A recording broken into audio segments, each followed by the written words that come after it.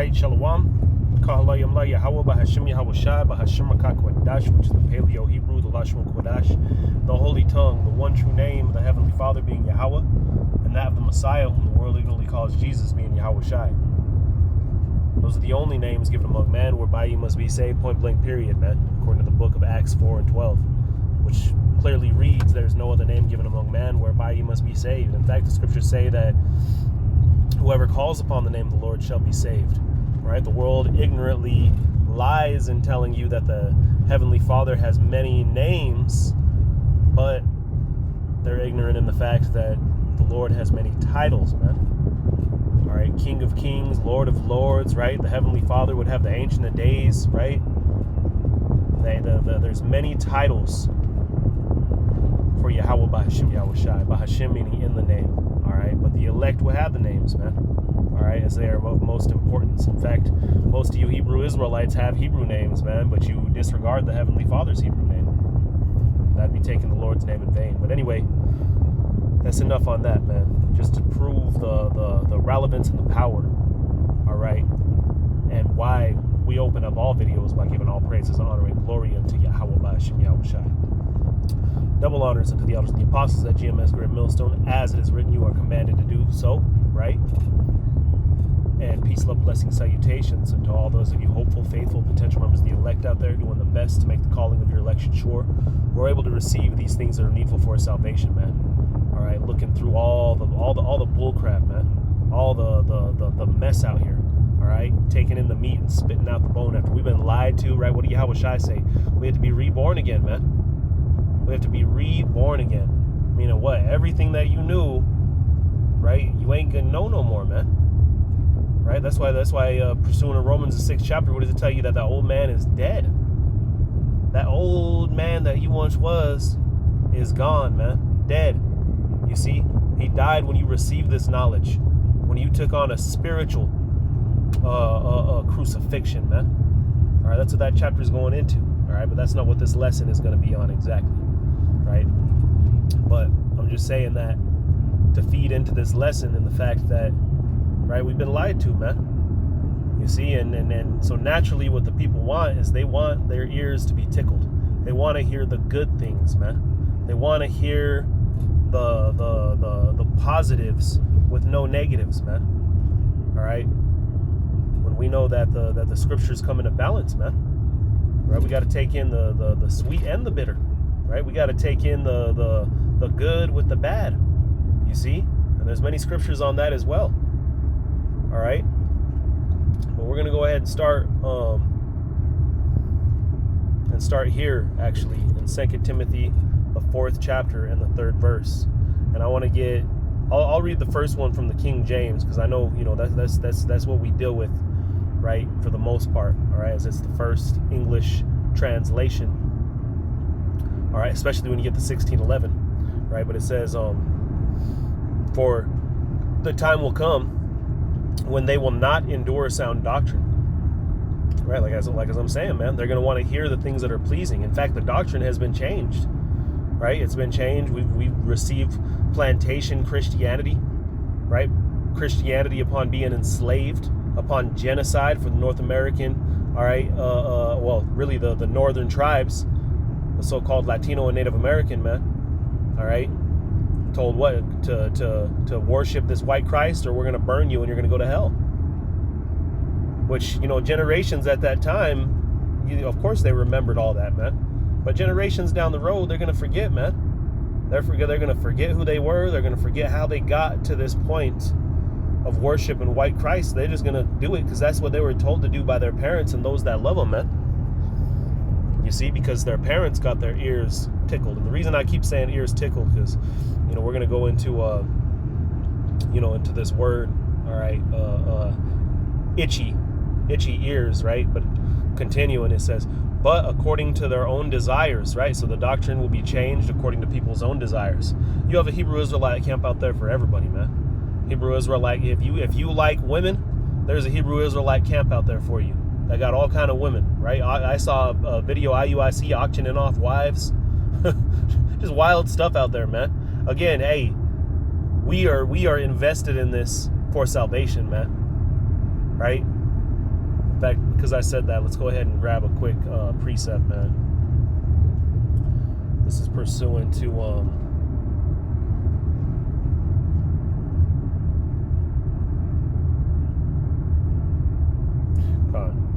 yeah, this is pursuant to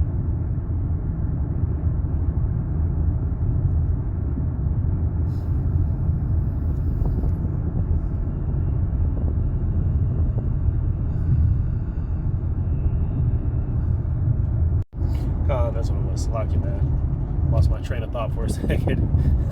But we'll go ahead and jump into the Apocrypha here. All right, which is Ecclesiasticus, which you'll find this Apocrypha. If this is something new to you, man. All right, the Apocrypha is in the 1611 King James, which is a copy from the first English translation. All right, but it's not in the New King James. It's not in the NIV. It's not in any of these new, all right, translations, man. All right, and the reason for that is because it's been removed. But don't take my word for it, man. Read. You see? Something you'll find out is it'll contradict the scriptures if it doesn't, like the book of Enoch, man. It tells you that Moses looked like an Edomite. Rosy red cheeks and a little white nose. Off. You see? Same thing with Judith, man. All right, those books do not belong there. But again, don't take my word for it, man. In fact, the scripture is going to tell us how you need to operate right here. I believe it's the 3rd chapter. Yeah, this is Ecclesiasticus, not to be confused with Ecclesiastes, right? Ecclesiasticus, chapter 3, and verse 21, it says, "Seek not out the things that are too hard for thee, neither search the things that are above thy strength." Because you get Jake come in this thing, man, and after really a solid year, you've learned a lot, man. Breakdowns, this, that, and the third. But hey, at the end of the day, this thing, brother's been in this thing for 30 plus years. The elders, the apostles, man, right? For decades, man. You see? And with that comes, real wisdom, man. All right, so you may think you're on some type of level, but just remember, man, just remember the order that the Heavenly Father has set up on this earth, man. All right, you're gonna get hit with particular things, trials and tribulations that you're gonna grow from still, man. And this is all according to our own walks, man. We all got our own walks that Yahweh Shem Yahushai has lined out before us to lead to salvation, if we endure. But hey, if not, then hey, man's goings of the Lord. We're all just subject to the will of Yahweh Shem Yahushai, which makes us even more terrifying, man. All right, but that's why we have these scriptures here to guide us, man. The Comforter, right?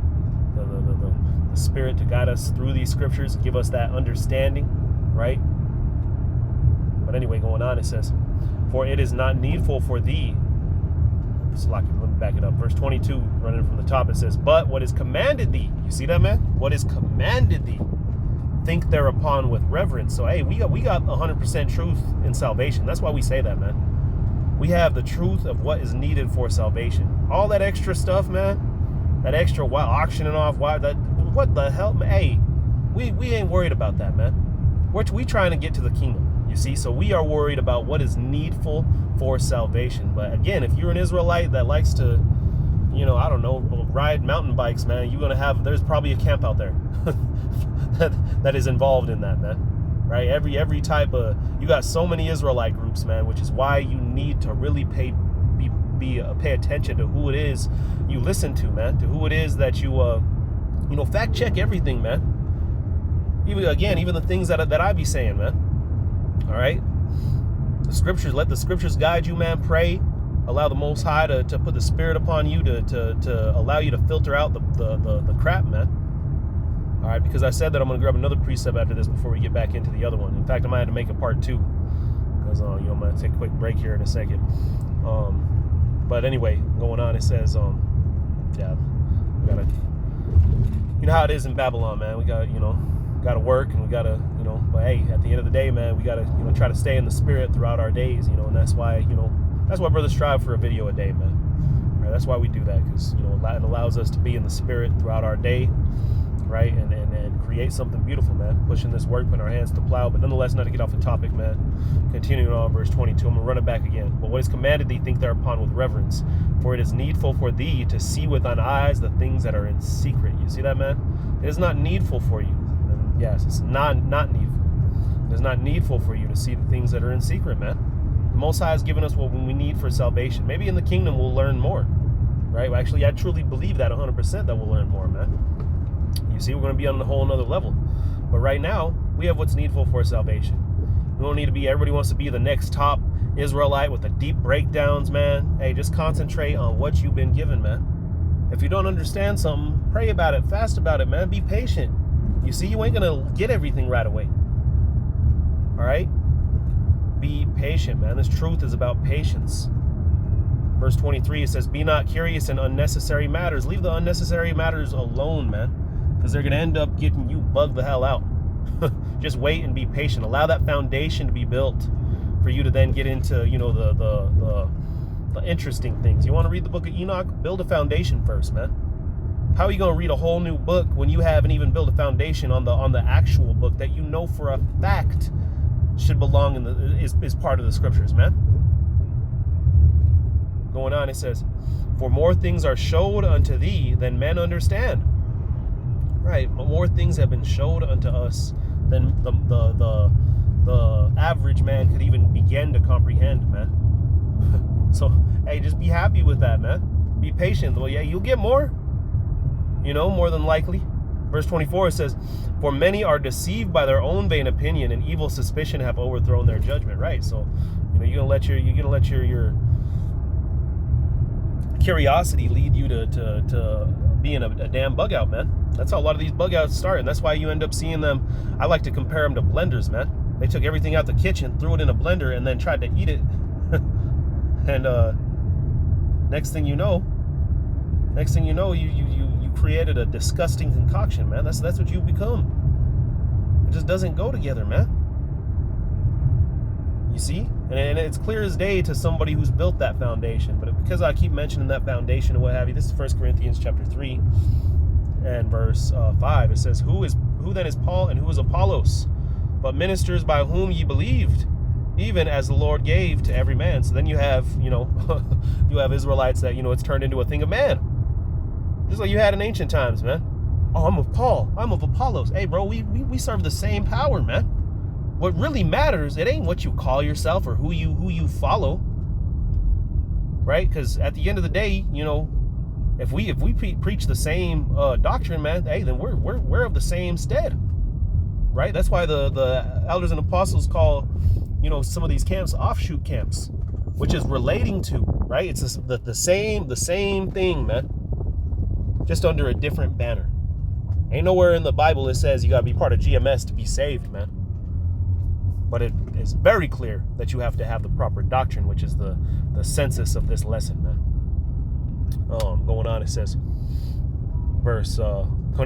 continuing verse 5, it says, who then is Paul and who then is Apollos, but ministers by whom ye believed, even as the Lord gave to every man. I have planted, Apollos watered, but God gave the increase, right? The Most High is the one that gave the increase, man. The Most High is the one that allows the plant to grow and flourish. All we are is his vessels, man. And the scriptures tell us, right, that we could be replaced by a rock.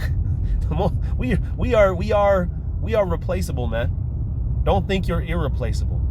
That's where that demon creeps in your head, and you just think you impenetrable, man. And this is where, right, this is where the years and the experience comes in hand, man. Because that's a demon that ends up, you end up having to overcome too. Start thinking that you untouchable, you Mr. That guy, you know what I mean? And next thing you know, you end up being in a very pitiful situation because you allowed the flesh to get the best of you, man. You put yourself in a situation that you thought you weren't going to be touched. Your flesh wasn't going to be tickled, whereas these people of the world, they seek to have their flesh tickled, man. They seek to have their ears tickled and hear something great, man. Even if it's contrary to Yahweh Shem Yahweh Shai. Even if it's contrary to the proper doctrine. But anyway, going on, verse 8, it says, now He that planteth and he that watereth are one. You see, we have the same mission, man, which is to cause the plant to grow. It says, and every man shall receive his own reward according to his own labor. So at the end of the day, it's between you and the Most High. It ain't between you and your elders, you and your brothers, you and he who stands on the highways and the hedges with us, man. Hey, you form a relationship with these brothers, man. Right? The Yahweh Shai was washing brothers' feet. Yahweh Shai said, there's no greater love than this. You die for your brother, man. And you experience that type of love with the brotherhood, man, in Yahweh B'Shem Yahweh Shai. But nonetheless, they can't save you either, man. You can't save them. We are in this for Yahweh B'Shem Yahweh Shai, and we will be judged according to our own deeds. So take heed as to how you're building, man. Don't care who it is that you're, that caused you to grow. Hey, call out Yahweh B'Shem Yahweh Shai, man.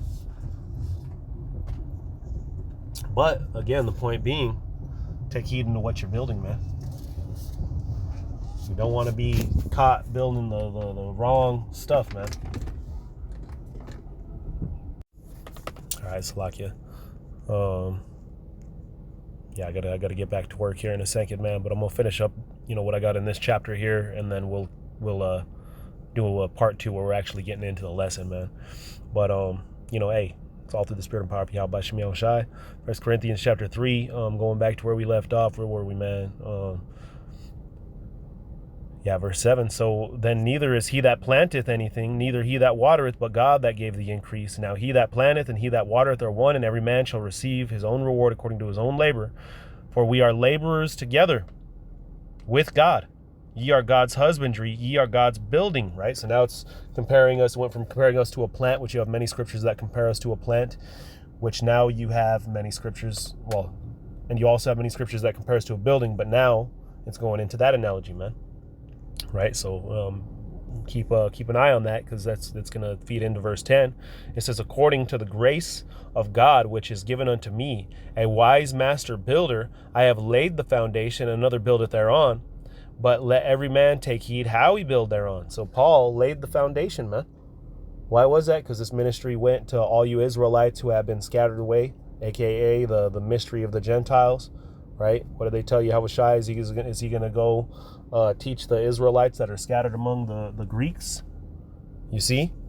So, and that's exactly what he did, man.